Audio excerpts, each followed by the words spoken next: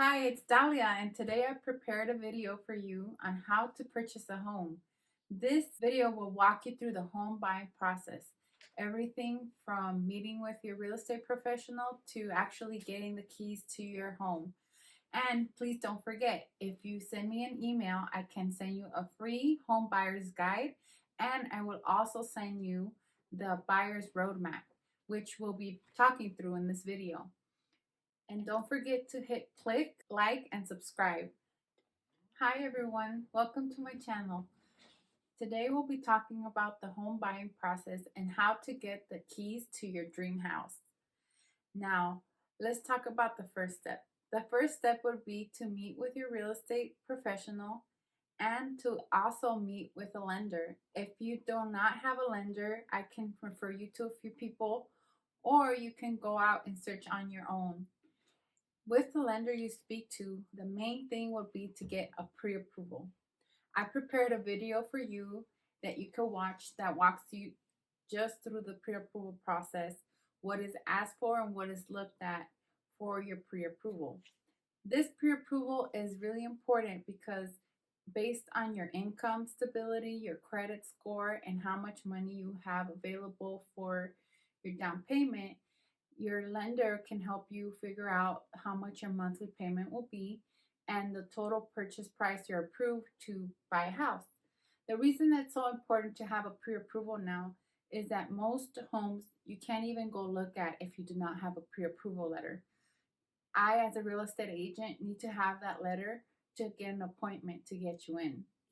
Additionally, this pre-approval lender will give you guidance on making sure you're comfortable with your monthly payment. And as your real estate professional, I look at how much you're approved for and then compare that to your needs and your wants. And based on that letter, we come up with a list of homes that we can go look at, which is the next step, searching for a home. Once we have the pre-approval letter, we can actually start looking for homes. I like to have a buyer's consultation where we sit down for at least 30 to 45 minutes, sometimes it could be over an hour, where I talk to the key decision makers purchasing the home, and we sit down and just talk about all the people who are in the home, what they like to do, and what are your hopes and dreams for your home. What do you want to live in your house, and what do you want to do? What do you want to have space for, and what are your hobbies and activities? I like to take this time to walk through that with you so that when I search for homes, I can prepare a list that is something that's worth your time to actually go see.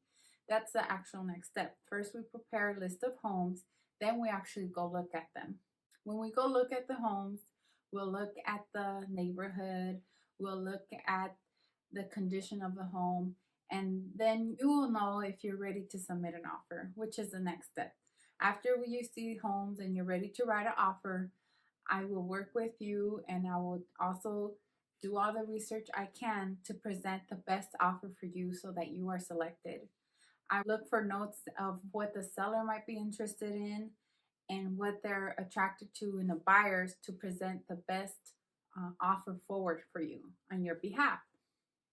Once the offer is submitted, most times there is some negotiation either on the terms of escrow, the price, or the down payment. So I will work with you and also the selling agent to negotiate that and get your offer accepted. Once your offer is accepted, the next thing is to open escrow. What does this mean, open escrow? Opening escrow is when you are actually in contract with the seller to purchase the home. The escrow is a neutral third party that works with the seller and also with you, the buyer, to make sure that everything is followed per the contract that's agreed to by both parties and that the timeline is followed. So what are the main things that are looked at in the contract? Let's talk about that. When you're in escrow, there's certain things that are in the contract that the seller and the buyer agree to and that escrow makes sure is followed. The first thing is the earnest money deposit. The earnest money deposit is made by you, the buyer, to show in good faith that you are interested in purchasing the home and you're vested in following the steps to actually acquire the home. Usually, this is about 3% of the purchase price. Sometimes it could be less, or if you wish to, you could do more. But the usual average is 3%. You put this money in to escrow, you usually have about 3 days to make this initial deposit. That is opening escrow. Now you'll have some time to conduct your investigations, which are your home inspections that are very important. Then there's time for an appraisal that will make sure that the house actually is worth the price that you agree to pay the seller. And then finally, there is a loan approval, your loan contingency. I, as a real estate agent, will make sure that all these three things are done in the timeline we agreed to with the seller. Right now, the market is really hot in Southern California, so most sellers want people to do all of these three things as soon as possible. I will work with you to determine if it's possible to either get your loan approval done in less than the standard process, which is usually 17 days, or to get your home inspections done quickly by getting in there as soon as we can and having all your inspections done at once. For home inspections, I usually recommend people get a general inspection and then based on that inspection, look at what else they might need to look further because each individual house is different. Depending on the age of the home, I might also consider and recommend that you get a sewer inspection because that could be very costly to fix. So when we look at the home inspections, what are we looking for? We're looking to find any major issues. We usually do not ask for credits for anything that's cosmetic. Let's say you don't like the color of the house, or there's some chips or some small damages on the wall. You wouldn't necessarily ask for credits. We're looking to find things that are major issues with the home that might prevent it for you to be a safe place and it's something that you don't want to fix. We just want to make our due diligence to make sure the house is good. Usually, if a house is priced right, you don't ask for cosmetic defects and things like that. Those are usually not handled in asking for a price reduction. Things that we look for are like fire hazards, health and safety hazards, anything like mold or anything that someone could get injured. Those are major things we could look for. Or structural integrity of the home, electrical issues, things of that sort that might make owning the home very expensive or to fix and live in. Next, after this is done, your loan officer will ask you to pay for an appraisal. The appraisal is usually about $450 to $500 depending on the size of the home. The seller's agent will book the appointment with the seller and they will go look at the house. They will look at the house and validate that the price that you agreed to pay for the house is actually worth at the current date and time of the contract. This is important because if for any reason the house does not appraise, we will negotiate with the seller to lower the price or ask for a credit, and you will not pay the original price that is agreed to. Right now, the market is really hot, so to speak. So sometimes sellers are asking people to remove the appraisal contingency and simply purchase a house with the original purchase price, even if the house doesn't appraise.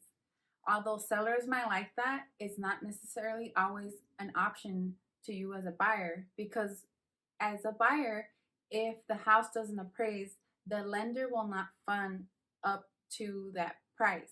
So what that means is that if the house is worth, for example, $500K and you offered $550K in your initial offer, if you remove your appraisal contingency, you would have to come up with additional cash of $50K to close the deal.